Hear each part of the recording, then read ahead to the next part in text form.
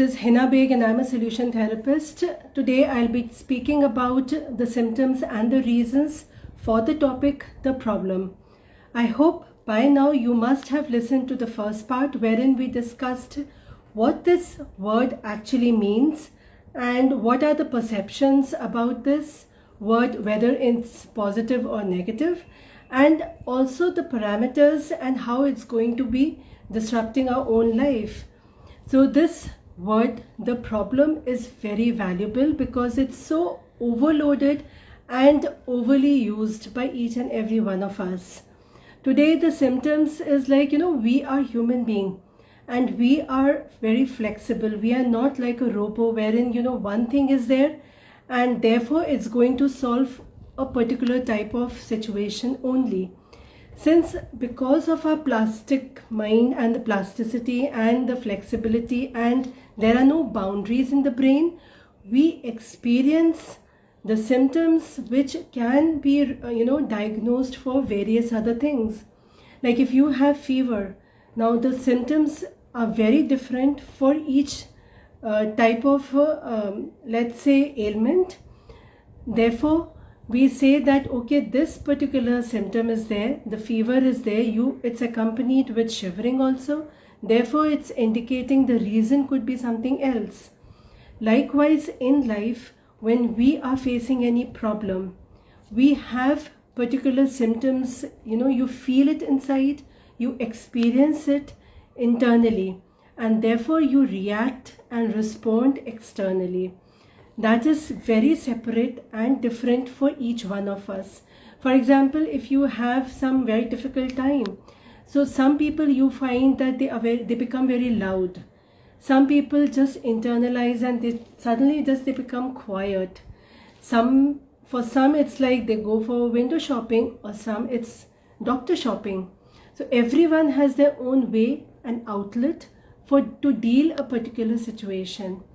But before I go ahead with the other two main things that I want to share with you all, there are three feelings or emotions that everyone experiences, and they are dormant in us.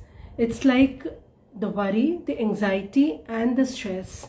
These three things are there and they come along with their own baggage of symptoms and the reasons. I've already spoken about them, so please go and listen to the video if it really means something to you. And you will find that they all are overlapping. You cannot just segregate one emotion or feeling and say this is only for this particular type of trigger. It does not work like that. Everything is so mixed and entangled beautifully, I would say. That is why we experience life in totality. It has its own ups and downs. You need to remember the example I gave you, the field, the roses, the thorns over there. So these two criteria has to be retained in your mind whenever you are facing any difficult situation. You will be pricked by the thorns, absolutely for sure. But it's, if that is a tough moment, you are tougher because you will pluck it off. You will find the action that you need to do. Action is the only thing that will help you to gain the momentum, move ahead in life. You cannot just stagnate by getting affected or exposing yourself to a particular situation. Because yesterday, as the parameters I talk about, problem can be anything in life. As simple as, like, if you are speaking a lot, it can cause a problem for somebody. If you're not speaking, that also is a problem. So both ways, it's like the problem can be just categorized for you. You will not know what boundary it is there that, okay, this is it, then there is no problem whether I speak this much or that much. That is not the case. Again, the flexibility and having no boundaries, that itself shows that the emotions will overlap. So worry, anxiety, and the third thing is stress. The symptoms for these three emotions or feelings that you experience will also be available for you when you are facing the problem. So for example, You have a very tough situation. For youth, it's like you have an exam coming up, or it's like some issue that you are facing. Issue could be financial issue, relationship issue, then it could be any health related issue. Anything you come up, and that comes along with some expectation from you. You know that you have to face that. Internally, you are feeling that pressure, and that is the symptoms that you will come up with. You become nervous. You start forgetting because you are losing the momentum over there. You are just stagnating at that point of time. The reference point you are bringing from your memory. In fact, you should be like, okay, this is the symptom. You already know the trigger part. The exams are there, or the submission is there. The symptoms can come up because of the worry part that you had experienced before. I feel this way. I feel exhausted. I don't feel myself right now. I don't want to do anything. There is a pressure. There is a fear. That is the second thing that I want to bring up. First is mood swings because of the health reason also. I'm not talking about the clinical mood swings like bipolar or something, but then here it is because of your own doing. You are not focusing on your own self. You're not being observant and vigilant. You're just ignoring few things in life that keeps on coming up in your own day-to-day routine life, and you just overcome it somehow, but you're not addressing the reason part, because the symptoms is showing to you, it's telling you, it's giving you an indication that please do take care of me. And you need to then bombard as to what is the symptom telling you, what could be the reason. You need to backtrace it. Like in health, if you have a back pain, you will not say it's just because of my bad posture. It could be because of the deficiency. It could be because you're not eating well and therefore the deficiency is there. Why you're not eating? It could be availability is not there, or there is some major calamity that has happened. There is some loss in your family. It could also be that you are angry about something, and therefore all that thing then, comes down to your back pain. There could be a financial pressure. Anything can happen. You need to trace it back to the source to find out what is the main reason as to you are feeling this way. The symptoms that you are feeling internally or externally. You are sweating too much. There is this shivering. You are not able to focus. You are stammering. You are, you feel as if you are fainting. So everything your body is telling you is a form of a symptom that something is going on. When we are talking about fear, it could be that you feel it inside, and mainly because there is some nagging issue inside. You are battling, or let's say you are coping, or you're trying to make some sense out of something that is there in your mind. Okay, mind and brain is separate. You need to read the post I have posted recently. And because of that nagging thought process, you are overthinking. The fear of, again, as somebody asked yesterday, the rejection is one of them. There is something nagging in your mind. The second is like fear of performance, fear of failure, fear of acceptance. Then it's like you are fearful that something is going to happen. That uncertainty part. You are not able to make decisions. So you fail to make the decision part. Fear of not completing your work. So there could be so many reasons why you're feeling that fear part. And the symptom that you can be, it's some nagging trouble. You are not living in the moment. You're losing out on conversation. You are slipping out on data that you are exchanging with somebody in your workplace. Your work is getting affected. So your boss or somebody will say, what's happened to you? You look pale. So that is a symptom. You need to work backwards and try to trace out the reasons. Now the reasons that I can come up, I've written some of them. And first is multitasking. It's like you are either physically multitasking a lot of things, emotionally you are multitasking, navigating here and there, and then mentally you are again multitasking a lot of activities. So you need to be very clear. Multitasking is not a very good thing in the long run. It's not a healthy thing that you need to do. You need to manage. If you are not able to keep up with the multitasking activities you are engaged in, it will deplete your own resources of health. Health is very important. Coming to focus, again, please do go. Let's listen to the video I have shared, the symptoms and the reasons for the focus. You will find all the available information.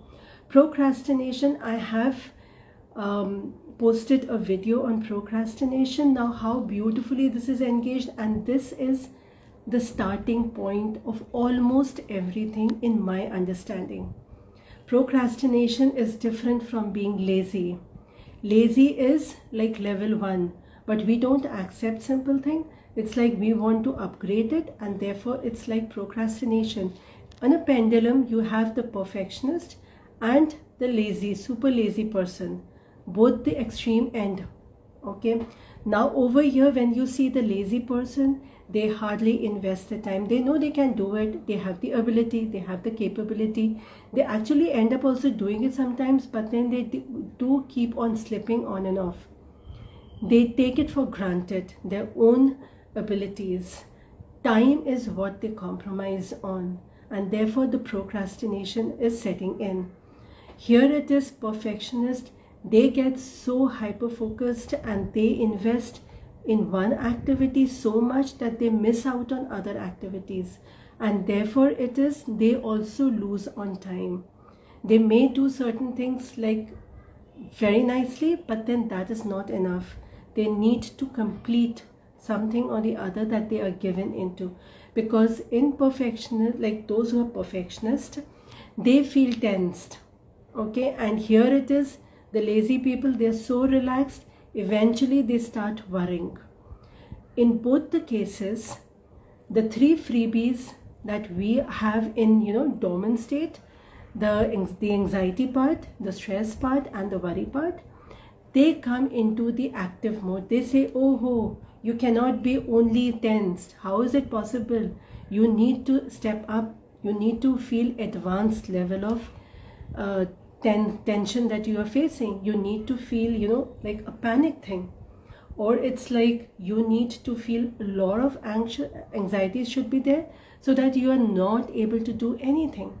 You self-doubt yourself, and just to prove something, the fear sets in, and then the failure of performance sets in. That's how it's interconnected. Over here, you are lazy, you're so relaxed, again the worry will step in. It's hyper focused for you in relaxation mode, and therefore slowly it will step up into procrastination. The moment it comes to that advanced level, things escalate towards the downhill. You will feel worried, you will feel anxious, you will feel that you are not competent enough, and then your self-worth will get diluted and compromised. So be careful about the simple signals your body sends to you before the issue, the small things become a big problem. You need to nip it at the bud. You don't need to let it, nurture it unnecessarily when it's not helpful, because it's going to cause you some hurt, some pain, some discomfort. You will not understand things, why it is happening, and the reason is you let it happen. So be very, very careful. The positive side of it is like when you are walking in that field and you get pricked up, that prick is happening. You're facing some situation, very tough situation. Again, either the reasons could be anything, but you start understanding from your own experience, or you become smart, setting up your own goals, learning from others' experience. So it's like you have that awareness within you. You know the reasons, you know the symptoms, you know how to connect the dots to its sources. That is very important and valuable thing for you yourself and for your own survival and being, contented with your life. The moment you become contented, you start enjoying things in life, even the tough situation, because you know how to cruise or maneuver it. The next is ignoring the self, and that is so very important. You must have listened or heard so much about it that you are important. Fair enough. How important are you for your own self so that you matter in your life and others? That should be a question for you. You need good friends. How good are you for others? You need to be trusted. Are you trusting others also likewise? You need to make good decisions. Have you even tried to make good decisions in your life? What if it fails also? That's okay. You take the onus, the responsibility part for your own self. Problems will come with its own baggage. So the symptoms is the baggage. Tomorrow I'll be talking about the solutions. Now remember the field, the roses, the thorns, and a backpack or a bag. If you have seen the tea pickers, they carry a bag behind their back, and almost 8 kgs of leaves they can carry. So that is the weight they can carry. Now it is tomorrow when you're talking about solutions. Let's see what we put in that bag. For now, reflect on your own problem. Reflect on the symptoms your body is telling you. Are you getting defocused? Are you getting upset? Irritation is also one of the very good signal to you. Your body is sending that, hey, look, I am not very comfortable with the way you are dealing a particular thing. You get irritating, you snap off easily. Taking care of your health. Are you ignoring your diet? Are you ignoring your own way of responding, or your work, personal issues? Everything is so overlapping that you cannot just say that, okay, this is my problem that I'm facing. Fair enough, you can name a problem. That could be the starting point. Write the problem over there. Below that, write, what are you facing? What is happening? What are the hindrances? What are the glitches? What are the hurdles? What is the difficulty that you are facing? What is so much of a complication? Or are you in a dilemma? What is it? You need to sit down and write to identify the reasons for it. First, you need to come up with the symptoms. That is how you're going to identify and work on the reasons, because then only the back trace is going to happen and you will lead to the resources. Remember, a temperature, a high temperature, that is only a symptom. Along with it, if you're having cough and cold, added on symptoms, the doctor gives you a medication. They give you some tests to be done. Then they find out, okay, this is the reason.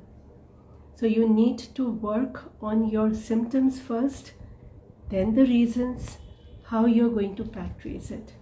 See what you can do, what you have done, how you can improvise on it. So tomorrow, with the solutions, I will be coming. Remember the 3 things I have said. The field, and you're walking on that field. Imagine, just close your eyes and imagine nice cool weather. There are rose petals over there. Along with it are the thorns. Those are the difficult or tough situations you're going to face, and you will be facing it. One problem will get solved, there will be something else. Like you're dealing with a child, the child needs questions. You may consider it as a problem. Why are you asking all the time the questions? The child does not get pacified with one answer. You need to explain it again in some other way. Likewise, once that thing is resolved, the child understood, they go back playing. Again, they come up with something else. In life, we grow up, we get matured.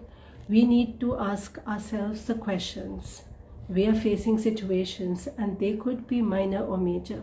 They could be really very serious and heartbreaking at times. But don't lose on the fact of, focus part.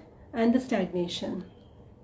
Don't ignore it. You need to have yourself in momentum. That is why action is very, very important.